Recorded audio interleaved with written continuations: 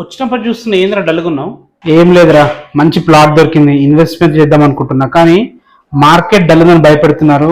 ఈ టైంలో కొంటే ఇంకా ప్లాట్ రేట్ పడిపోతుంది, భయం అవుతుంది. ప్లాట్ అయితే చాలా బాగుందిరా.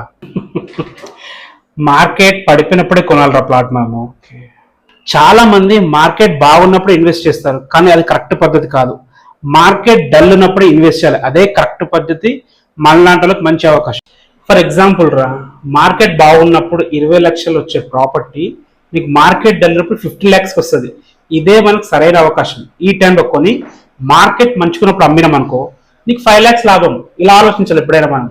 అంటే ఇప్పుడు ఇన్వెస్ట్ చేస్తే ఫ్యూచర్లో ఎక్కువ ప్రాఫిట్ పొందొచ్చా? ఖచ్చితంగా రా, నేను చెప్పింది అదే కదా. ఎవడైనా తెలివైనోడు ఏం చేస్తాడు, మార్కెట్ డల్ ఉన్నప్పుడు కొంటాడు. ఇప్పుడు నీకు చెప్పేది అదే, మార్కెట్ డల్ ఉన్నప్పుడు కూడా ఖచ్చితంగా భవిష్యత్తులో మంచి రిటర్న్స్ వస్తాయి. థ్యాంక్స్ రా, నా డౌట్స్ అని తీర్చావు. ఇప్పుడు నేను ధైర్యంగా ఇన్వెస్ట్మెంట్ చేస్తా. నువ్వు అన్నది కూడా కరెక్టే. థ్యాంక్స్ రా, థ్యాంక్ యూ వెరీ మచ్.